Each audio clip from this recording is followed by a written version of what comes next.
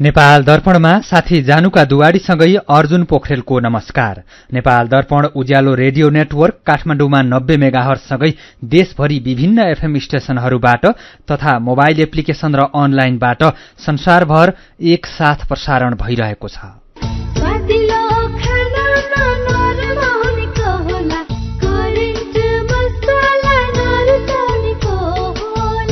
नेपाल दर्पणको साथमा करेन्ट मसला र करेन्ट चिया, स्वादको झट्का। नेपाल दर्पण सुरु गरौं मुख्य खबरका शीर्षकहरूबाट। प्रदेश र पालिकामा पठाउने बजेटको सम्पूर्ण विवरण टुङ्गो। प्रदेशतर्फ बागमती र पालिकातर्फ पोखरा महानगरलाई सबैभन्दा धेरै बजेट। मे महिनामा 53,600 जना विदेशी पर्यटक नेपाल आए। बर्खामा भारत र बंगलादेशबाट पर्यटक भित्राउन उद्योग परिसंघको अभियान शुरू। बजेटमा कृषि क्षेत्रलाई मुख्य प्राथमिकता दिए पनि कार्यान्वयनमा चुनौती। उत्पादन बढाउन रासायनिक मलको अभाव, तत्काल मल कारखाना खोल्न सम्भव नभएको विज्ञको भनाई। रासायनिक मल कारखाना खोल्न सकिन्छ भन्ने कुरामा चाहिँ म चाहिँ विश्वस्त छैन। गौरवको आयोजनाको रूपमा चाहिँ रासायनिक मल कारखाना हामी स्थापना गर्न सक्छौं, तर यसलाई समय लाग्छ। रुसले आफ्नो देशको 20% भूभाग कब्जा गरिसकेको युक्रेनी राष्ट्रपति जेलेन्स्कीको भनाई। युद्धमा 30,000 जना रुसी सैनिक मारिएको दावी। र नेपाली क्रिकेट टोलीले आज अमेरिकामा पहिलो अभ्यास खेल खेल्दै इंग्ल्याण्डसँगको पहिलो टेस्टको पहिलो पारीमा न्यूजील्याण्ड 132 रनमा अल आउट। वैदेशिक रोजगार न्याय सम्बन्धी जानकारी। वैदेशिक रोजगारमा जाने व्यक्ति ठगिएमा वा शोषणमा परेमा वैदेशिक रोजगार विभागमा वा आफ्नो जिल्लाको जिल्ला प्रशासन कार्यालयमा निवेदन दिनुपर्दछ। वैदेशिक रोजगार ठगी गर्ने व्यक्तिलाई 3 वर्षदेखि 7 वर्षसम्म कैद र 3 लाखदेखि 5 लाख रुपियाँसम्म जरिवाना सजाय हुन्छ। वैदेशिक रोजगारमा ठगिएको व्यक्तिले बुझाएको रकम र त्यसमा थप 50% हर्जना सहितको रकम पीडकबाट फिर्ता पाउँछन्। वैदेशिक रोजगार ठगीको विषयमा जहिले पनि उजुरी लाग्दछ। क्षतिपूर्तिसँग सम्बन्धित उजुरी 1 वर्षभित्रमा दिनुपर्दछ।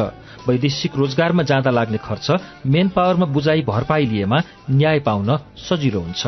वैदेशिक रोजगारीको सिलसिलामा ठगिएमा वा उद्धार गर्नु परेमा वा बेचबिखनमा परेमा वा तलब नपाएका कारण कानूनी सल्लाह र निशुल्क कानूनी सहायता चाहिएमा पिपुल फोरमको फोन नम्बर 01 44 23 973 मा सम्पर्क गर्न सकिनेछ। आइरेक्सको सहयोगमा मानव अधिकारका लागि जनमञ्च, पिपुल फोरम काठमाडौँ, नेपाल। ए बुढा, शिक्षक सेवा आयोगको प्रथम पत्रको परीक्षा त पास गरियो। विषयगत परीक्षाको तयारी कसरी गर्ने होला? किन चिन्ता गर्छौ? आयोगको प्रथम पत्रमा सर्वाधिक विद्यार्थीहरू पढाइ उत्कृष्ट नतिजा ल्याउन सफल ओटिसबाट तयारी गर्न। ए हो र, कसरी नि? नेपालकै उत्कृष्ट प्रशिक्षकहरू मार्फत जुनसुकै समयमा पनि घरबाटै पढ्न सकिने र नियमित पृष्ठपोषण कक्षाहरू सहित ओटिस एप मार्फत शिक्षक सेवा आयोग, शिक्षक लाइसेन्स, लोक सेवा आयोग साथै बैंकिङ र अन्य विधाका तयारी कक्षाहरू उपलब्ध भइरहेका छन्। त्यहीबाट पढ्ने नि समय पनि बच्ने, पैसाको पनि बचत। लौ म त आजैदेखि तयारी गर्न लागे। थप जानकारीका लागि OTTISH Otis, learn anywhere anytime. Mobile 9748 30 90 28, 9748 30 90 29 र 9748 30 90 30। उज्यालो रेडियो नेटवर्कबाट प्रसारण भइरहेको नेपाल दर्पणमा अब सुनौ पूरा खबर। सरकारले पालिका र प्रदेशमा पठाउने बजेटको टुङ्गो लगाएको छ। अर्थ मन्त्रालयले 4वटा अनुदानका शीर्षकमा प्रदेश र पालिका सरकारलाई पठाउने बजेटको विवरण टुङ्गो लगाएको हो। पालिकाले 3 खर्ब 37 करोड़ 16 लाख रुपियाँ र प्रदेशले 1 खर्ब 29 अर्ब 46 करोड़ रुपियाँ बजेट पाएका छन्। मन्त्रालयका अनुसार प्रदेश 1ले 19 अर्ब 9 करोड़, मध्य प्रदेशले 19 अर्ब 15 करोड़, बागमती प्रदेशले 20 अर्ब 32 करोड़, गण्डकीले 16 अर्ब 54 करोड़, लुम्बिनीले 18 अर्ब 47 करोड़, कर्णालीले 18 अर्ब 30 करोड़ र सुदूरपश्चिम प्रदेशले 17 अर्ब 55 करोड़ रुपियाँ बजेट पाएका छन्। पालिकालाई समानीकरण अनुदान अन्तर्गत 1 खर्ब 23 करोड़, सशर्त अनुदानतर्फ 1 खर्ब 83 अर्ब 72 करोड़, समपूरक अनुदान बापत 7 अर्ब 27 करोड़ र विशेष अनुदानको लागि 9 अर्ब 14 करोड़ रुपियाँ विनियोजन भएको छ।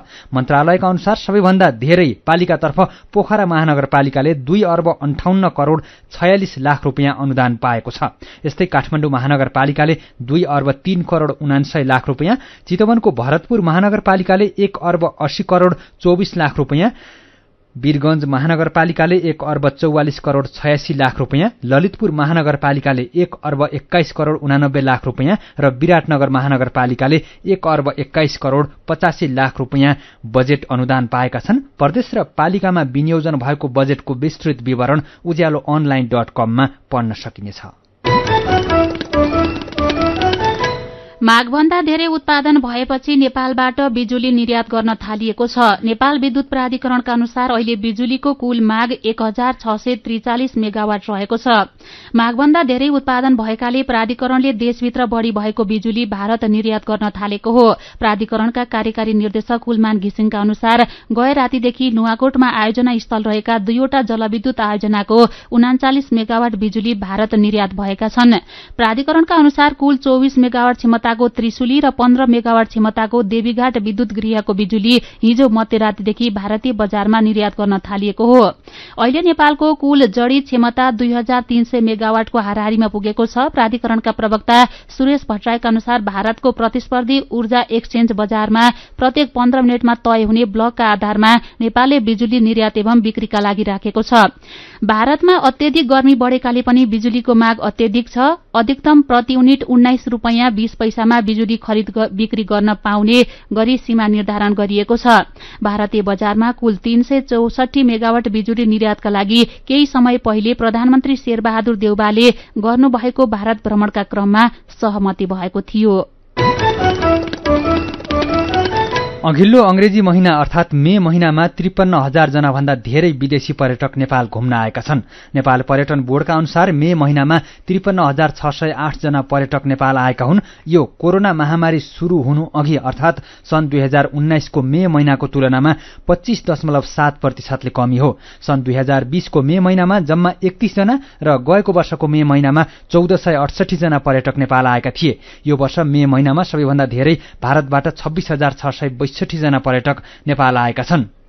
अघिल्लो महिनाको तथ्याङ्क अनुसार कोरोनापछि पर्यटकको आगमन 75% ले लयमा फर्किएको नेपाल पर्यटन बोर्डले जनाएको छ। समग्रमा दक्षिण एसियाबाट 30,566 जना पर्यटक आएका छन्। यस्तै एसियाली देशबाट 2,223 र युरोपबाट 6,895, अमेरिकी देशबाट 8,033 र न्यूजील्याण्ड तथा अस्ट्रेलियाबाट 1,694 जना पर्यटक मे महिनामा नेपाल आएका छन्। समग्रमा सन् 2022 को 5 महिनामा झण्डै 2 लाख जना पर्यटक नेपाल आएका छन्। जनवरीमा 17,000, फेब्रुअरीमा 19,700, मार्चमा 42,000, अप्रिलमा 58,300 र मे महिनामा 53,600 जना पर्यटक नेपाल आएका हुन्।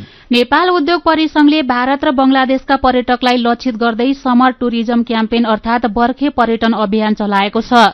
परिसंघले काठमाडौँमा पत्रकार सम्मेलन गर्दै भारत र बंगलादेशमा रहेका प्रकृति प्रेमीहरूलाई नेपाल घुमाउन अभियान शुरू गरेको हो। परिसंघका अध्यक्ष विष्णु कुमार अग्रवालले कोरोना महामारीपछि भारतीय र बंगलादेशी सहित अन्य देशका पर्यटक समेत बिस्तारै बाहिर निस्कन थालेको अवस्थामा उनीहरूलाई नेपालमा आकर्षित गर्न यो अभियान सञ्चालन गरिएको बताउनुभयो।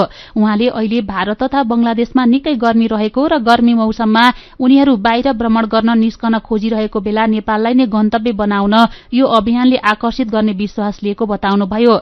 परिसंघका महानिर्देशक दीपक राज जोशीले भारत र बंगलादेशमा रहेका परिसंघको नेटवर्कबाट पनि यो अभियान प्रवर्धन गरिने बताउनुभयो।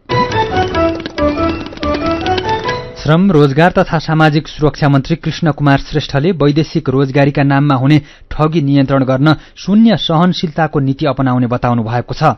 सचिव एक नारायण अर्याल सहित आज बुद्धनगरको वैदेशिक रोजगार विभागको आकस्मिक अनुगमन गर्दै मन्त्री श्रेष्ठले ठगीमा परेका युवालाई समयमा न्याय दिने तथा विदेशमा अलपत्र श्रमिकको तत्काल उद्धार गर्ने संयन्त्र बनाइने जानकारी समेत दिनुभयो।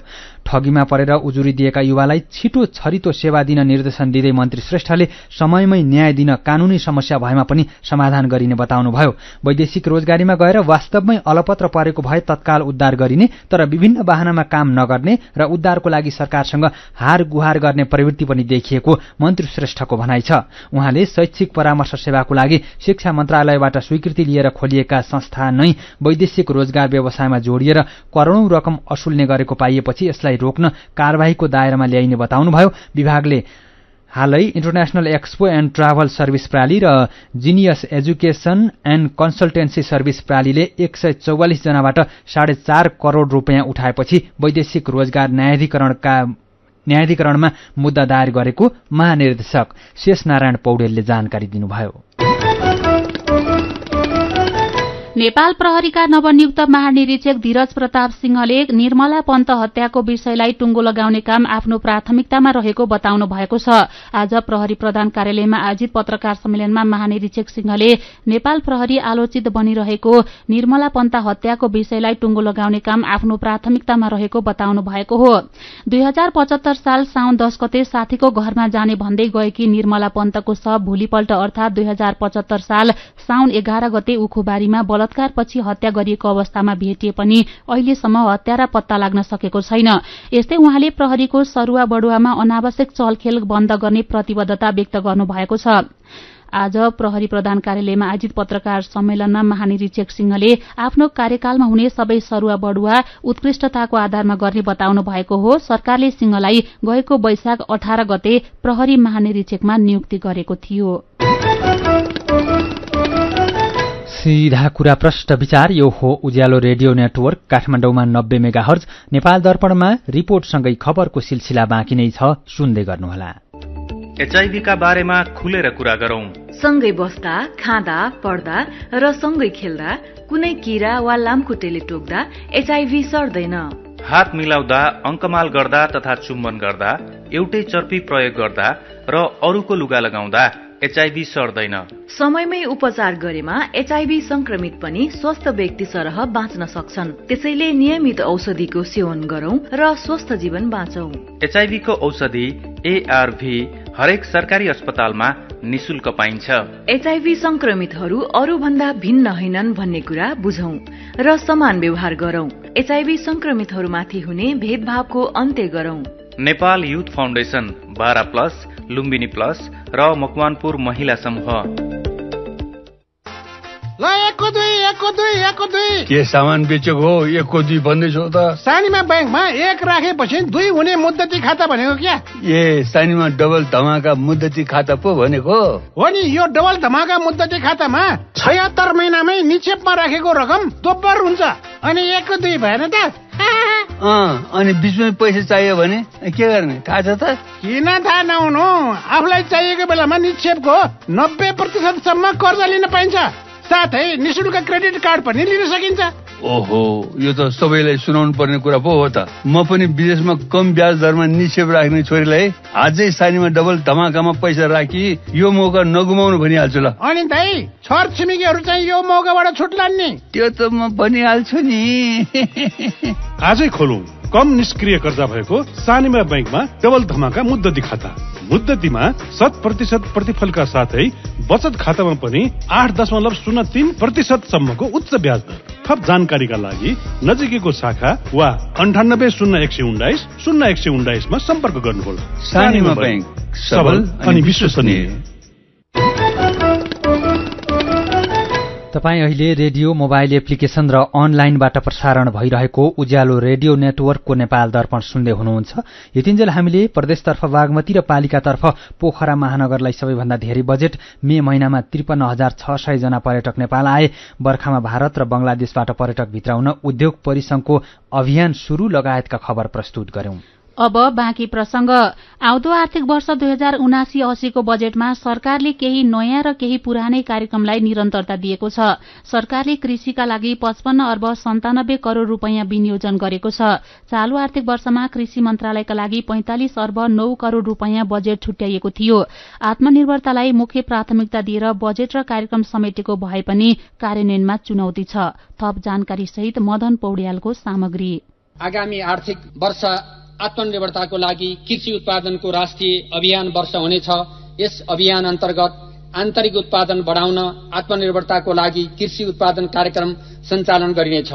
गएको जेठ 15 गते बजेट प्रस्तुत गर्दै अर्थमन्त्री जनार्दन शर्माले आउँदो वर्ष उत्पादनको राष्ट्रिय अभियान वर्षका रूपमा मनाउने घोषणा गर्नुभयो। कृषि क्षेत्रको रूपान्तरण गरी उत्पादन बढाउने र रोजगारी सिर्जना गर्ने, निर्यात प्रवर्धन र आयात प्रतिस्थापन गर्ने, साथै आधारभूत कृषि उत्पादन धान, मकै, गहुँ, तरकारी, फलफूलको आयात न्यूनतम 30% कम गर्ने बजेटमा उल्लेख छ। बजेटले कृषिलाई मुख्य प्राथमिकता दिएको तर कार्यान्वयनमा चुनौती रहेको विज्ञको भनाइ छ। अर्थविज्ञ एवं कृषि मन्त्रालयका पूर्व सचिव योगेन्द्र कुमार कार्की। हामीसँग दुईटा समस्याहरू छ। एउटा चाहिँ के छ भनेदेखि अहिले देखिरहेको अब हाम्रो चुनाव हुँदैछ मुङ्सिरमा, कार्तिक अथवा मुङ्सिरमा। चुनाव भन्दा अगाडि चाहिँ 1-1.5 महिना अगाडिदेखि कर्मचारीहरू त्यता खटिन थाल्छन्। चुनाव पछाडि 1-2 महिना जान्छ, नयाँ सरकार आउँछ। त्यो गर्दा गर्दै चाहिँ हाम्रो फेरि चैत वैशाख लाग्छ, त्यस पछाडि कार्यान्वयन हुन सक्दैन। मैले देखिरहेको कुरा यो छ। चालू आर्थिक वर्षका 10 महिनामा 40 अर्ब रुपैयाँको धान चामल सहित 2 खर्ब रुपैयाँ भन्दा धेरैको कृषिजन्य वस्तु नेपाल भित्रिएको छ। आयात घटाउन उत्पादन बढाउनुको विकल्प छैन, तर उत्पादन बढाउन आवश्यक मलको अभाव अहिलेको मुख्य चुनौती बनेको छ। सरकारले किसानलाई चाहिने जति मल उपलब्ध गराउन नसकेको वर्षौं भयो। किसान मारमा पर्ने गरेका छन्। यसपालि खरिदको निर्णय नै ढिला भएकोले धानका लागि आवश्यक मल कहिलेसम्म आउँछ टुङ्गो छैन। सरकारले भने जस्तो रासायनिक मल कारखाना खोलेर उत्पादन गर्न पनि तत्काल सम्भव देखिँदैन। फेरि पूर्व कृषि सचिव कार्की। रासायनिक मलमा के छ समस्याहरू छन्, त्यति सम्भावना त्यति छिटो नेपालमा रासायनिक मल कारखाना खोल्न सकिन्छ भन्ने कुरामा चाहिँ म चाहिँ विश्वस्त छैन। एउटा चाहिँ राष्ट्रको चाहिँ गौरवको आयोजनाको रूपमा चाहिँ रासायनिक मल कारखाना हामी स्थापना गर्न सक्छौं, तर यसलाई समय लाग्छ। हामी बाली नालीहरू त पोखर त बस्दैन, 2 वर्षमा 3 वर्षपछि रासायनिक मल कारखाना खोल्छ अनि दिन्छौं भनेर त हैन। त्यसले दृष्टिकोणले हामीले अल्टरनेटिभ व्यवस्थाहरू गर्नुपर्छ। सरकारले आउँदो वर्ष रासायनिक मल खरिदका लागि 15 अर्ब रुपैयाँ विनियोजन गरेको छ। वर्षमा 2-3 बाली तथा तरकारीका लागि वार्षिक 11 लाख मेट्रिक टन मल आवश्यक पर्छ। सरकारले मलका लागि छुट्याएको बजेटको हिसाब गर्ने हो भने 15 अर्बले 1.5 देखि 2 लाख टन मात्रै मल खरिद गर्न सकिन्छ। अर्को वर्ष पनि पर्याप्त मल आउँछ भन्ने कुनै आधार छैन। त्यसैले सरकारले किसानका व्यावहारिक समस्यालाई ध्यानमा राखेर तत्काल समाधान तथा बजेटमा उल्लेख भएका कार्यक्रमको प्रभावकारी कार्यान्वयनमा ध्यान दिनुपर्ने खाँचो छ। रिपोर्टपछि फेरि पनि खबरकै सिलसिला। बागमती प्रदेश सरकारको आउँदो आर्थिक वर्ष 2079-80 को नीति तथा कार्यक्रम पारित भएको छ। आजको प्रदेश सभाको बैठकले सरकारको आउँदो वर्षको नीति तथा कार्यक्रम बहुमतले पारित गरेको हो। प्रदेश सरकारको नीति तथा कार्यक्रममाथि 9 जना प्रदेश सभा सदस्यले संशोधन प्रस्ताव दर्ता गराएका थिए। त्रिभुवन विश्वविद्यालयको केन्द्रीय कार्यालय कीर्तिपुरमा पुनः ताला लगाइएको छ। नेपाली कांग्रेस निकट नेपाल विद्यार्थी संघको एउटा समूहले त्रिभुवन विश्वविद्यालयको केन्द्रीय कार्यालयमा ताला लगाएको हो। उनीहरूले विज्ञप्ति निकालेर यसअगाडि विश्वविद्यालयको पदाधिकारीबाट वार्ता संवाद केही पनि नगरी नक्कली विज्ञप्ति निकालेर यसअगाडि लगाइएको ताला फुटाइएको आरोप समेत लगाएका छन्। नेवी संघले केन्द्रीय कार्यालयमा तालाबन्दी यथावत रहेको जानकारी दिँदै अन्यथा सशक्त प्रतिकारमा उत्रने र उत्पन्न परिस्थितिको जिम्मेवारी उपकुलपति कार्यालय हुने चेतावनी दिएको छ। गएको माघ 7 गते नेवी संघ र माघ 22 गते आंशिक प्राध्यापक संघर्ष समितिले लगाएको ताला हिजो नेपाल कम्युनिष्ट पार्टी क्रान्तिकारीका कार्यकर्ताले तोडेका थिए। त्रिवीमा 4.5 महिना भन्दा लामो समयदेखि भइरहेको तालाबन्दीका कारण कामकाजमा समस्या भएको छ। तारा एयरको विमान दुर्घटनामा ज्यान गुमाएकाहरूको शव मृतकका परिवारलाई हस्तान्तरण गरिएको छ। शव त्रिवी शिक्षण अस्पतालमा पोस्टमार्टम गरेर मृतकका परिवारलाई आज हस्तान्तरण गरिएको हो।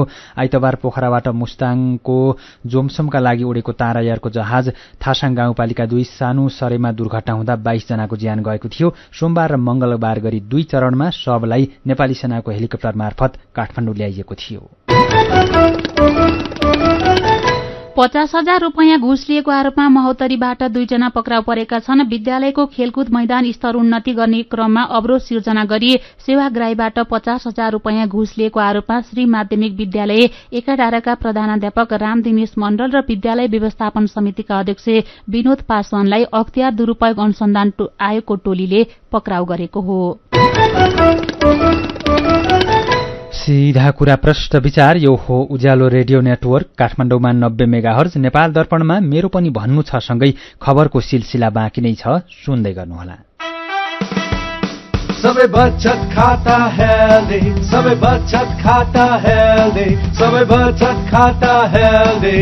सनराइज बैंकको उपचारमा 7 औषधिदेखि ओपीडी सम्मको सनराइज बैंकको सबै बचतकर्ताहरूले स्वास्थ्य योजना अन्तर्गत रु 1 लाख सम्मको स्वास्थ्य बीमा र रु 5 लाख सम्मको दुर्घटना बीमा प्राप्त गर्न सक्नुहुनेछ। साथै भारत, सिंगापुर र थाइल्याण्डका विभिन्न अस्पतालमा गरिएका उपचार खर्चमा समेत स्वास्थ्य बीमा लिन सकिनेछ। सनराइज बैंक, हामी सँगसँगै। थोरै बचत धेरै कायदा, बीमाका छन् फाइदै फाइदा। सरकारी स्वामित्व र बीमाको क्षेत्रमा विश्वसनीय नाम राष्ट्रिय बीमा संस्थान। जीवन बीमाका लागि आजै राष्ट्रिय बीमा संस्थान रामशाहपथ काठमाडौँ वा नजिकैको शाखामा सम्पर्क गरौं। जहाँ जता रहे पनि, जति दौडधोप गरे पनि, नभुलौ है आराम चाहिन्छ। त्यसका लागि क्लासिक म्याट्रेस छ, त्यसका लागि क्लासिक म्याट्रेस छ। हो, बिहानदेखि साँझसम्मको काम र थकानबाट हामीलाई विश्राम पनि चाहिन्छ। आरामदायी निन्द्रा र ताजा बिहानीका लागि क्लासिक म्याट्रेस, क्लासिक इन्डस्ट्रिज प्राली। मिठो मिठो खानाले टक्क मान नाच्ला, स्वादिलो खानामा नरमाउनेको होला, करेन्ट बदलामा बनेको, करेन्ट मसाला नरुचाउनेको होला। Hygienic, tasty and fresh Trimurti industries private limited Rupandehi बुटवलद्वारा उत्पादित करेन्ट चिकन मसला, सब्जी मसला, चाउमिन मसला, मोमो मसला, चाट मसला, गरम मसला र अन्य विभिन्न मसलाहरू। करेन्ट मसला, स्वादको झट्का। विभिन्न रेडियो स्टेशनबाट मेचीदेखि महाकालीसम्म र मोबाइल एप्लिकेशन तथा अनलाइनबाट संसारभरि एकसाथ प्रसारण भइरहेको नेपाल दर्पणमा तपाईंलाई फेरि स्वागत छ। अब बाँकी खबर। जबरजस्ती करणीको आरोपमा पक्राउ परेका अभिनेता पल शाह भनिने पूर्णविक्रम शाहलाई उच्च अदालत पोखराले पूर्वपक्षका लागि थुनामा पठाउने आदेश सदर गरेको छ।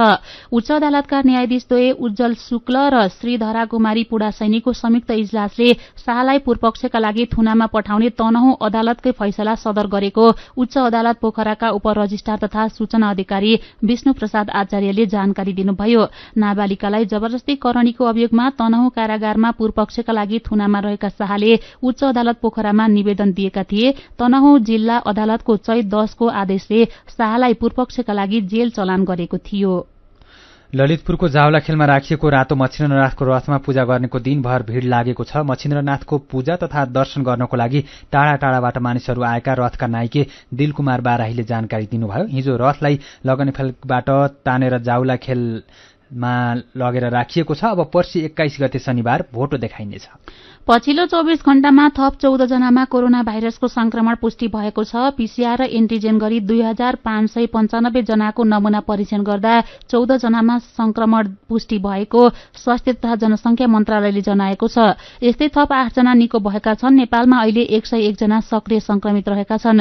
संक्रमणका कारण 24 घण्टामा कसैको पनि ज्यान गएको छैन। थप 1,43,582 जनाले कोरोना विरूद्धको खोप लगाएका मन्त्रालयले जनाएको छ। लगातार चौथो दिन आज पनि शेयर बजार घटेको छ। शेयर बजार परिसूचक नेफ्से आज 18.26 अंकले घटेर 2112.47 बिन्दुमा झरेको छ।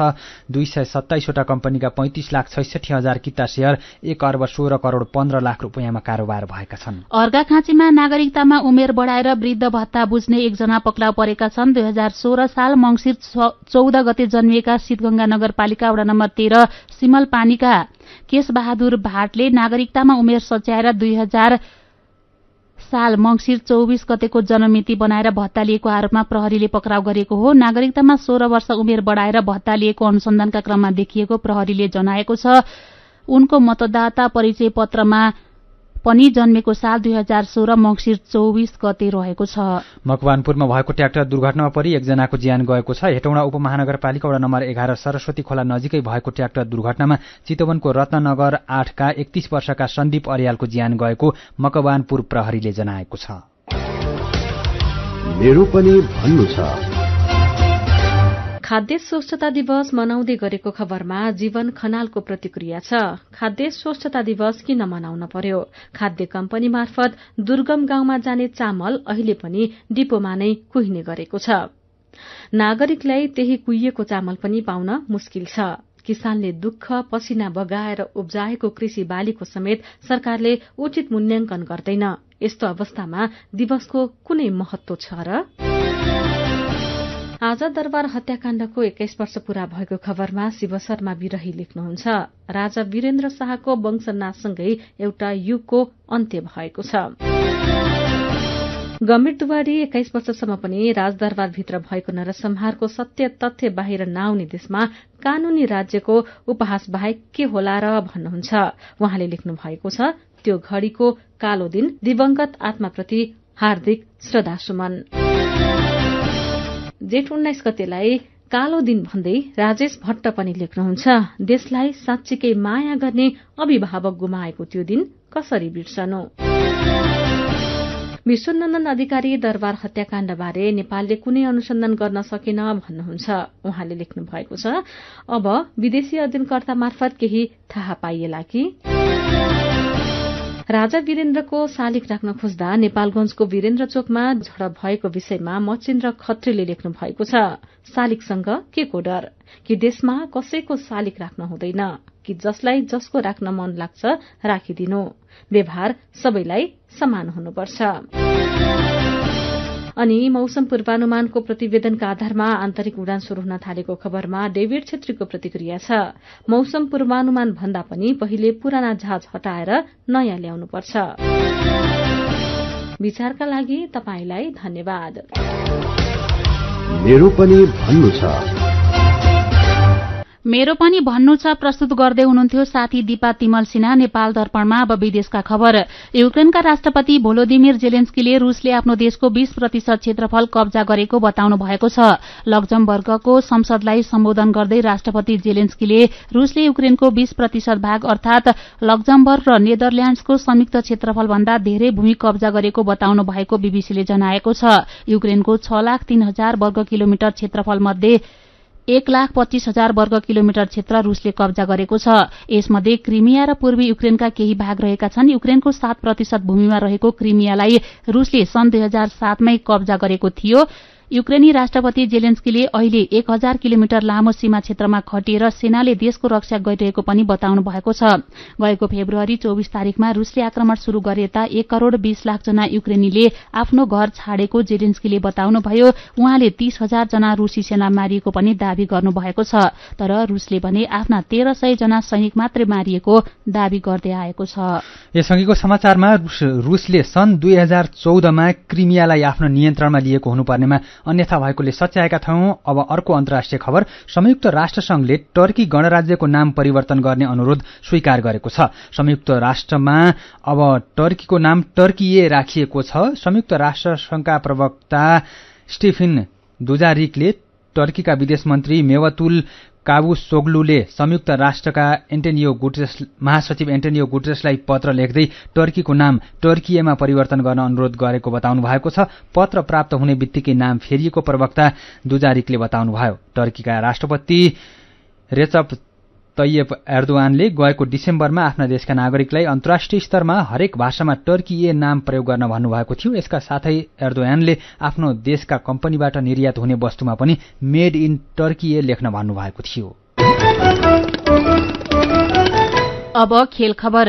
आईसीसी पुरूष क्रिकेट विश्वकप लीग 2 अन्तर्गतको श्रृंखलाका लागि अमेरिकामा रहेको नेपाली राष्ट्रिय क्रिकेट टोलीले आज अभ्यास खेल खेल्दैछ। नेपालले आज अमेरिकामा रहेका पूर्व खेलाड़ीको क्लब नेपाली अल स्टारसँग अहिले पौने 9 बजे खेल्दैछ। यस्तै नेपालले पर्सि ह्युस्टन हरिकेनसँग दोस्रो अभ्यास खेल खेल्नेछ। श्रृंखलाको तयारी स्वरूप नेपाली टोलीले 2 अभ्यास खेल खेल्न लागेको हो। श्रृंखलामा नेपाल, अमेरिका र ओमान बीच प्रतिस्पर्धा हुनेछ। नेपाल र ओमान बीचको खेल आउँदो 26 गते हुनेछ भने 28 गते नेपालले अमेरिकासँग खेल्नेछ। यस्तै नेपालले तेस्रो खेलमा ओमानसँग नै 31 गते र असार 1 गते अमेरिकासँग खेल्नेछ।